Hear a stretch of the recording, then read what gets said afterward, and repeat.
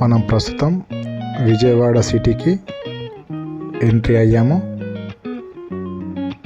విజయవాడ నుంచి చుట్టుపక్కల ఉన్న టూరిజం ప్లేస్లను ఏమేమి ఉన్నాయో,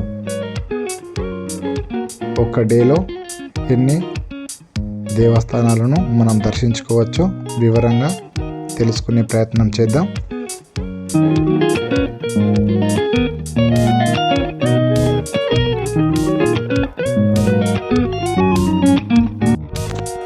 సిటీకి వివిధ మార్గాల ద్వారా చేరుకున్న టూరిస్టులు మొదటగా విజయవాడ కనకదుర్గమ్మ ఆలయానికి సమీపంలో ఉన్న ఏదైనా ఒక రూమ్ని తీసుకోవాలి. కారులో వచ్చేవారికి ఈ అవసరం లేదు. అక్కడ మన దగ్గర ఉన్న లగేజీని ఆ రూములో భద్రపరిచి కనకదుర్గ ఆలయానికి సమీపంలో ఉన్న మొదట ఆలయాలను చూసే ప్రయత్నం చేయాలి. ఎందుకంటే కనకదుర్గమ్మ ఆలయం నైటు 9 గంటల వరకు ఓపెనే ఉంటుంది కాబట్టి చుట్టుపక్కల దేవస్థానాలను చూసుకుంటే చాలా మంచిది. మొదటగా విజయవాడ నుంచి సమీపంలో గల పానకాల నరసింహస్వామి మంగళగిరి ఆలయానికి చేరుకోవాలి. ఇది మన తెలుగు రాష్ట్రాలలోనే అతి ఎత్తైన ముఖద్వారం కలిగిన దేవస్థానం. మొదటగా మనము ఇక్కడికి చేరుకునే ప్రయత్నం చేయాలి. విజయవాడ నుంచి 1200 రూపాయలు ఆటో వారికి చెల్లిస్తే పానకాల నరసింహస్వామి, దాని తర్వాత కోటిలింగాల వెంకటపాలెం వెంకటేశ్వర స్వామి, ఉండవల్లి గుహలను మనము చూడవచ్చు. దీంతో చుట్టుపక్కల ఉన్న దేవస్థానాలను మనము దాదాపుగా 6 గంటలలో చూసే అవకాశం ఉంటుంది. మేము మొదటగా కింద ఉన్న పానకాల నరసింహస్వామిని చూసుకొని ఆటో వారి సహాయంతో గుట్టపైకి వెళ్ళి మరో నరసింహస్వామిని చూసే ప్రయత్నం చేశాము. ఈ గుట్టపైన ఉన్న నరసింహస్వామి దగ్గర పానకాన్ని మనకు ప్రసాదంగా అందజేస్తారు. దీనిని స్వీకరించడం చాలా ఉత్తమం. గుట్టపై నుంచి కింద ఉన్న ఆలయాన్ని చూసినట్లయితే ముఖద్వారము ఈ విధంగా మనకు స్పష్టంగా కనిపిస్తుంది. కింది వైపు నుంచి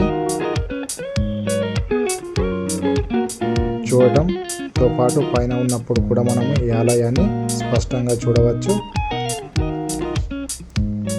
సిటీ యొక్క వ్యూ, మంగళగిరి టౌన్ని మనం ఈ విధంగా స్పష్టంగా పానకాల నరసింహస్వామి గుట్టపై నుంచి మనం చూసే అవకాశం దక్కుతుంది. అతి ప్రాచీన నరసింహస్వామి ఆలయాలలో మంగళగిరి పానకల్లు నరసింహస్వామి ఆలయం పురాతనమైనదని ఆలయ అర్చకులు తెలియజేశారు. ఈ విజయవాడకు వెళ్ళినప్పుడు ఈ ఆలయాన్ని దర్శించడం చాలా ఉత్తమం.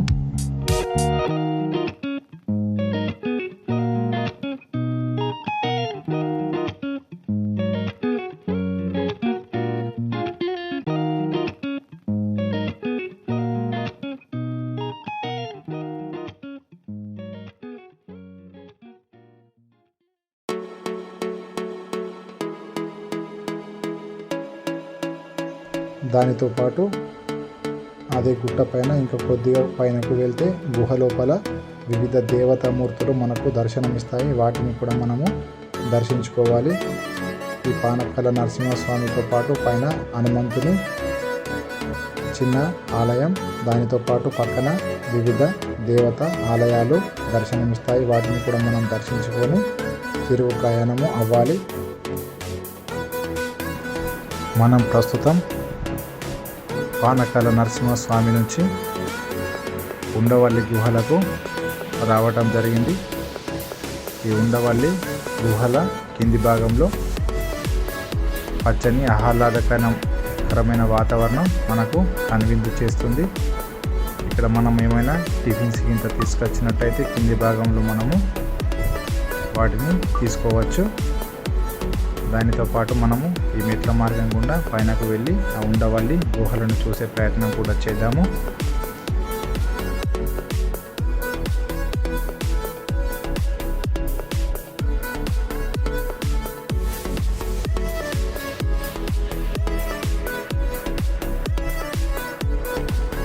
పచ్చని చిన్న చిన్న మొక్కలను చూసిన తర్వాత మెట్ల మార్గం గుండా మనము వెళ్ళే ప్రయత్నం చేద్దాం.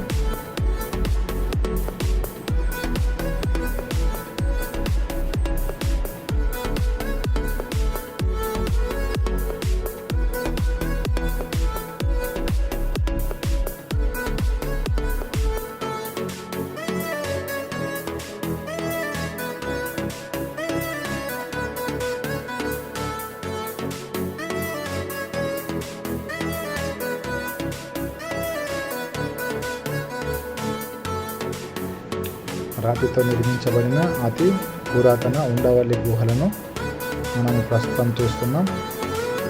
ఇవి కింది భాగంలో ఉన్న గుహకు సంబంధించిన చిత్రకళ సంపద. తర్వాత మనము సైడ్ నుంచి ఉన్న మెట్ల మార్గం గుండా పైనకు వెళ్ళాల్సి ఉంటుంది. ప్రస్తుతం మనం పైనకు వెళ్ళిన తర్వాత కింది భాగాన్ని ఈ విధంగా చూస్తే ఆహ్లాదకరంగా కనిపిస్తుంది. పైన ఉన్న శిల్పకళా సంపదను మనం ఒకసారి పరిశీలిద్దాం. ఇక్కడ మనకు రకరకాల దేవతామూర్తులు దర్శనమిస్తారు. ఒక్కసారి మనము ఈ చిత్రకళా సంపదను చూసేద్దాం. మరి ఇక్కడ వినాయక స్వామి దర్శనమిచ్చారు.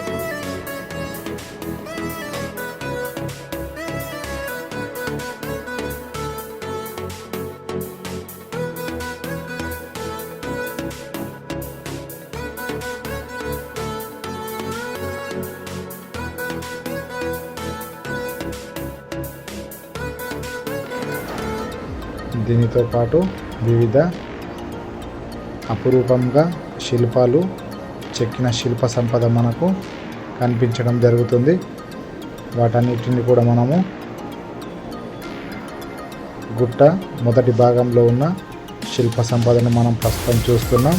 స్తంభాలు చూస్తే ఆనాటి కాలం నాటి అపురూప కట్టడాలు మన కంటికి కనబడతాయి.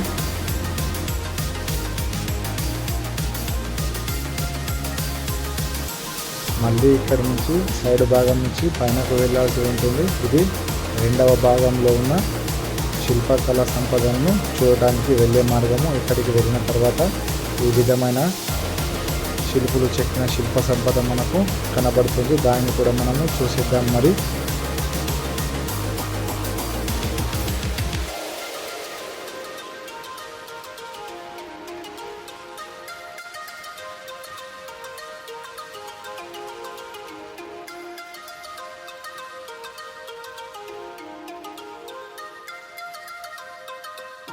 ఇక్కడ మనకు హనుమంతుడు కూడా స్పష్టంగా కనిపించడం జరుగుతుంది. దీని పక్కనే మనకు అనంత పద్మనాభ స్వామి సేద తీరుతున్న స్థలము మనకు కనిపిస్తుంది. ఇక్కడ అనంత పద్మనాభ స్వామి సేద తీరుతున్న ఈ అపురూపమైన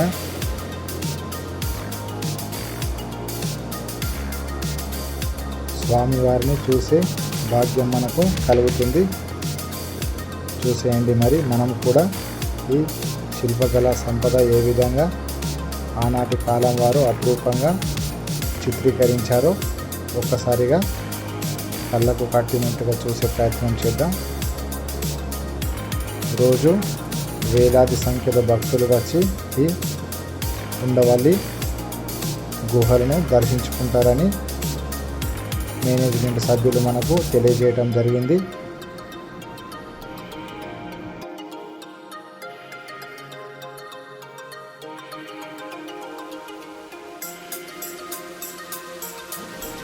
దాని తర్వాత ఇక్కడి నుంచి మనము ప్రయాణమై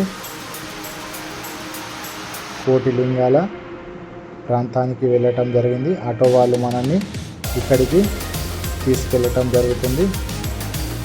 ఇక్కడ కోటిలింగాలను చూసే ప్రయత్నం చేద్దాం. మరి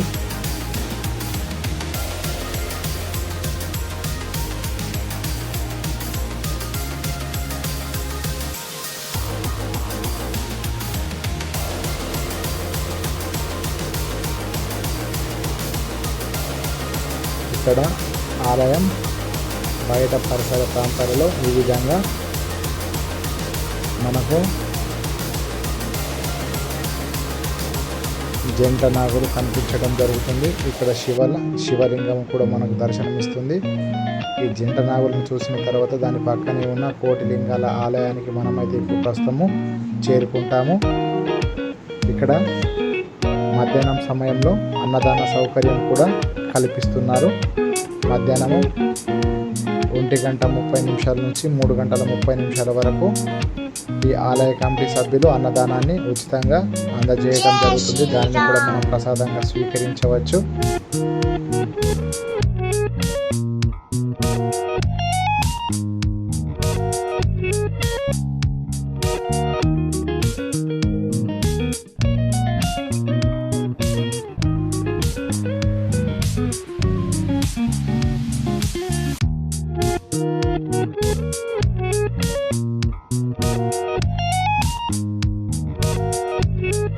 ప్రస్తుతం మనం కోటి లింగాల ఆలయము లోపలికి వెళ్ళిన తర్వాత ఈ లింగాలను మనం ఒకసారి కన్నులారా దర్శించుకుందాము.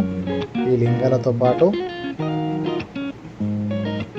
చుట్టుపక్కల రకరకాల వినాయక స్వామి ప్రతిమలు మనకు దర్శనమిస్తాయి. వాటిని కూడా మనము చూసి తరిద్దాం. మరి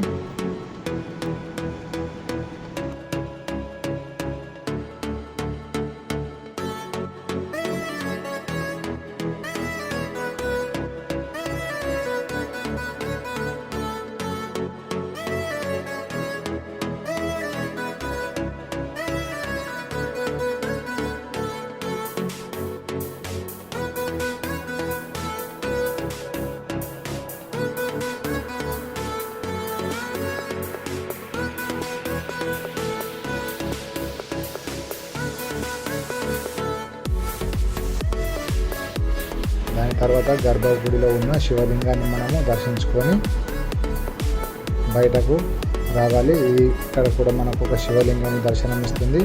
అదేవిధంగా గణపతి వివిధ రూపాలలో మనకు దర్శనమిచ్చిన తర్వాత మనము ఆలయంలో నుంచి బయటకు వచ్చి మళ్ళీ ఇంకొక దేవస్థానానికి వెళ్ళాల్సి ఉంటుంది.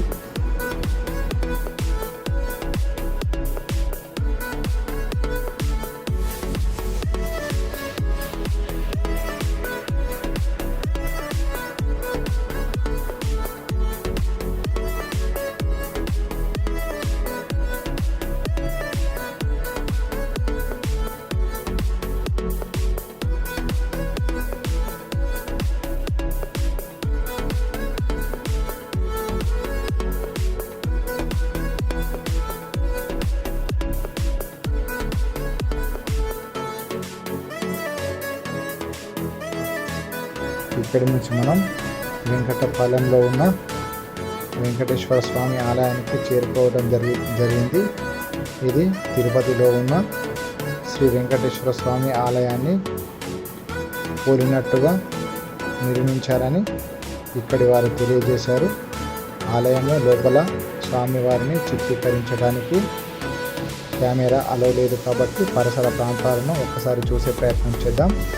ఇక్కడ ప్రశాంతమైన వాతావరణము మనకు అగుపిస్తుంది.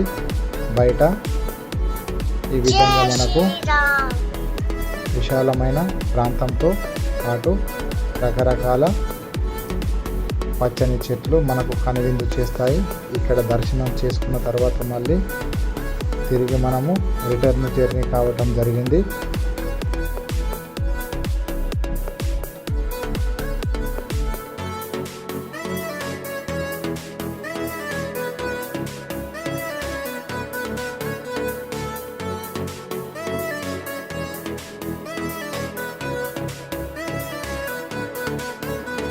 మనకు ఒక హెలికాప్టర్ కూడా కనిపించడం జరిగింది. దాన్ని కూడా మనము మన కెమెరాలో బంధించడం జరిగింది. అన్ని దర్శనాలు పూర్తి చేసుకొని చివరగా విజయవాడ కనకదుర్గమ్మ ఆలయానికి చేరుకోవడం జరిగింది. ఇది కింది భాగంలో ఉన్న మనకు వ్యూ ప్రాంతం. ఇక్కడి నుంచి మనము గుట్టపైనకి వెళ్ళటానికి 2 మార్గాలు ఉంటాయి. ఇది మనకు కనిపించే 7 అంతస్తుల భవనం. ఈ 7 అంతస్తుల భవనం నుంచి లిఫ్ట్ ద్వారా పైనకు వెళ్ళవచ్చు. అంతేకాకుండా మనకు మెట్ల మార్గం 300 నుంచి 400 మెట్ల మార్గం ద్వారా కూడా మనము పైనకు వెళ్ళవచ్చు. ఈ బిల్డింగ్ 7వ అంతస్తులో మనకు అమ్మవారు స్వయంగా అక్కడి నుంచి అతి సమీపంలోనే మనకు కనిపించడం జరుగుతుంది. ఈ 7 అంతస్తుల భవనానికి దగ్గరలోనే మన యొక్క సెల్ ఫోన్లను అప్పజెప్పి గుట్ట పైనకి 100 రూపాయల టికెట్ ద్వారా లిఫ్ట్ ద్వారా వెళ్ళటం జరిగింది. ఇక్కడ మనము అమ్మవారిని దర్శించుకోవటం జరిగింది. పైన కెమెరా అలో ఉండదు కాబట్టి దాని తర్వాత దర్శనం తర్వాత కెమెరాను తీసుకొని కింది భాగాలను షాపులను చిత్రీకరించడం జరిగింది.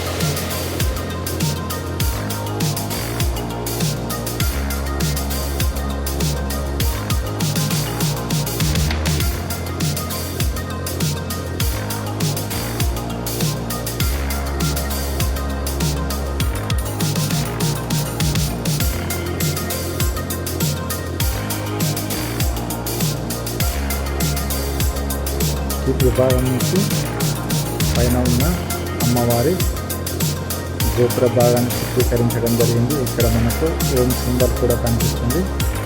సాయంత్రం వాతావరణమైంది. ఇక్కడి నుంచి మనము పక్కనే ఉన్న కృష్ణానదిని చేరుకునే ప్రయత్నం చేద్దాము.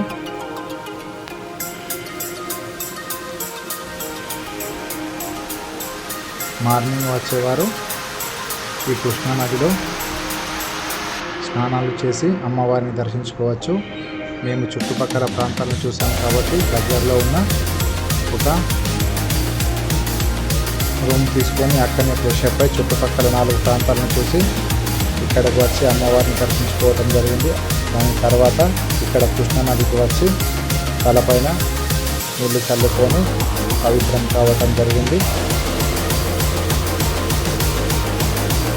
విజయవాడ అమ్మవారిని దర్శించుకోవడానికి వచ్చిన వారికి ఒకే విషయం, చుట్టుపక్కల 4-5 టెంపుల్స్ ఉంటాయి కాబట్టి వాటిని కూడా ప్రశాంతంగా దర్శించుకొని అమ్మవారిని దర్శించుకోవచ్చు. అమ్మవారిని మొదటగా దర్శించుకుంటే అక్కడ ఉన్న జనాలతోని టైం ఎక్కువ తీసుకునే అవకాశం ఉంటుంది కాబట్టి చుట్టుపక్కల ఆలయాలు వాటి టైమింగ్స్ మార్నింగ్ నుంచి ఆఫ్టర్నూన్ మళ్ళీ ఈవినింగ్ టైంలోనే ఓపెన్ ఉంటాయి కాబట్టి మనకు ఆ ఆలయాలు దర్శించుకునే అవకాశం పోతుంది. కాబట్టి మొదటగా చుట్టుపక్కల ఉన్న ఆలయాలను దర్శించుకొని ప్రశాంతంగా సాయంత్రానికి ఈ విజయవాడ కనకదుర్గ ఆలయానికి చేరుకొని ఇక్కడ మనము మంచిగా దర్శనం చేసుకొని కృష్ణానది ఈ వ్యూ ప్రాంతాన్ని మనము ఈ విధంగా ఎంజాయ్ చేయవచ్చు.